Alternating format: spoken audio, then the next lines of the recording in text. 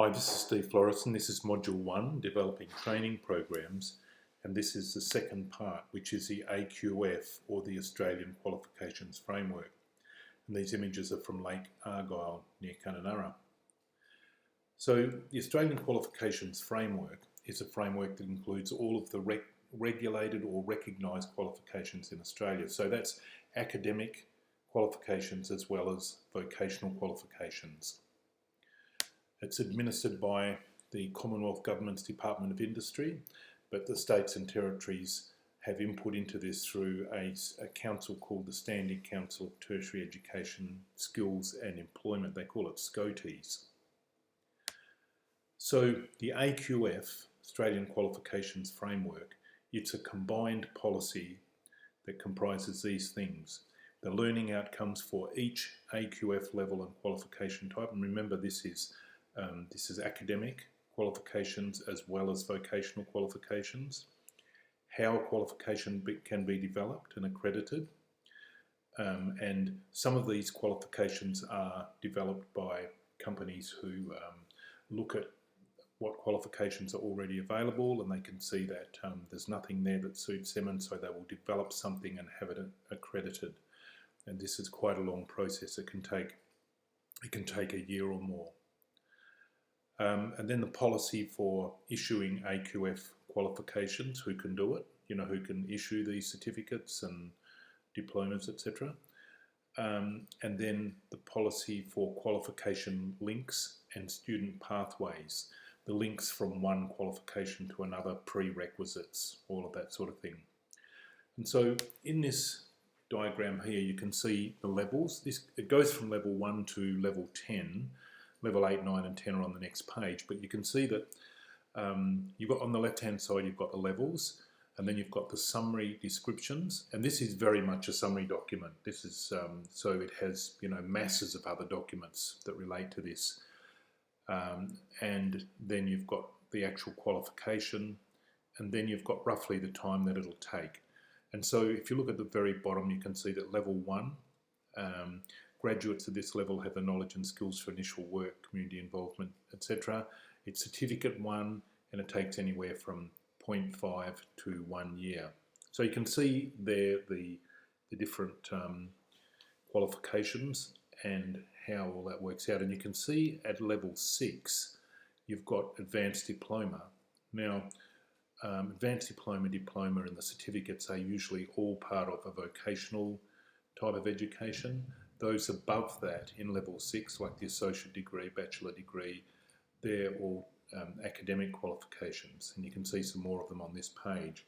It goes right through to level 10, a doctoral degree, which takes 3 to 4 years, and so on. If you look back down here at level 3, you can see that it says here these take 1 to 2 years or longer for an apprentice, and certificate 3 level or a level 3 qualification is usually the apprenticeship qualification level in Australia. So the AQF is that combined policy, which has got the learning outcomes for AQF levels for both academic and vocational qualifications. It says how they can be developed, who can issue them, and then it talks about the links and pathways between the different levels.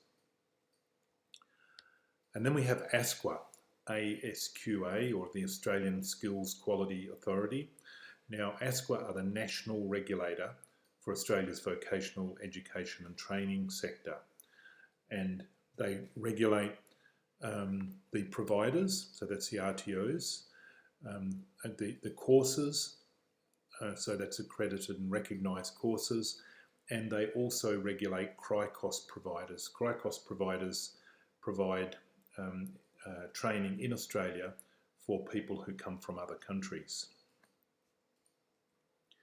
So ASQA's functions, there's 4 parts to ASQA's functions, ASQA. So they register training providers, or RTOs. They register CRICOS providers, that is the providers of training to people who come in from overseas. ASQA ensure that organisations comply with all the conditions and standards for registration, so they make sure that there's a high level of quality in the training sector in Australia, and they also accredit vocational education and training courses. So that's ASQA. ASQA is the national regulator. So there's also, there used to be regulators in every state, but Australia's moving towards just having one regulator, and that's ASQA.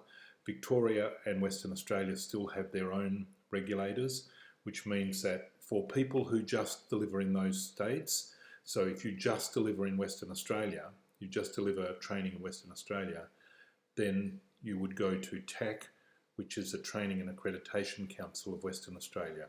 If you're in Western Australia, but you deliver in other states, then you would have to go to ASQA and be registered with ASQA. Then we have this this website called training.gov.au, or some people use the nickname TGA. Training.gov.au is the national register. So that's the overall list of all vocational education and training in Australia. And if you go to that website, this is what it looks like. And if you click on where it says the National Register of VET, that little right-hand side box there, it comes up like this, and you can search for any training product in Australia, or you can search for any RTO as well. You can see those little search boxes on the right-hand side. So TGA, or training.gov.au, is a nationally recognised training, NRT, which consists of training packages, qualifications, units of competency, accredited courses, skill sets, and it's a national register for all of those. It is also the register for all registered training organisations in Australia, and they're organisations that have scope to deliver nationally recognised training. It's important that you get used to this site, that you can go onto it and move around and become very familiar with it. It's a site that, as a trainer, you'll use very frequently. As an RTO, we use it all the time, and it's important that you know this site. Then we have SSOs, or Service Skills Organisations, and also industry reference committees. So industry reference committees are made up of people who've got the experience, the skills and knowledge of their particular industry sector.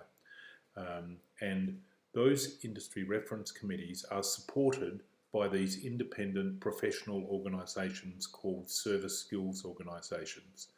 And if you go onto the internet, you can find quite a few of these. I think there's about 7 of them so far. And what's happening with these is that, so here's one here. This supports the automotive industry, amongst other things.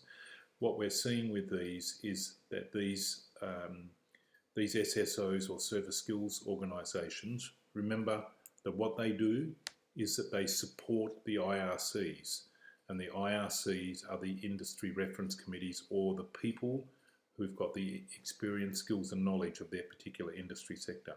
So you'll have an IRC, or an industry reference committee, for the automotive industry, and that might be people who are in the automotive sales industry, the repair industry, the parts, all that sort of thing. And that committee, they will use a SSO, or a Service Skills Organisation, to develop products, to develop training material, that sort of thing. So here's one here, here's another one here.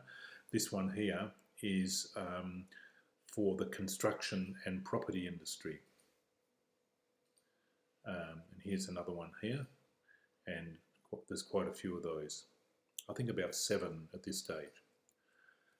And then we come to RTOs, or Registered Training Organisations, and that's what we are. Boarding Training Australia is a registered training organisation. So an RTO is an organisation, registered training organisation, which provides vocational education to students, and also they can issue qualifications or statements of attainment for things that are on their scope of registration. So a scope of registration lists the qualifications or units of competency that the RTO is allowed to deliver. So this RTO or Registered Training Organisation, they deliver and assess vocational training, and they issue qualifications or statements of attainment.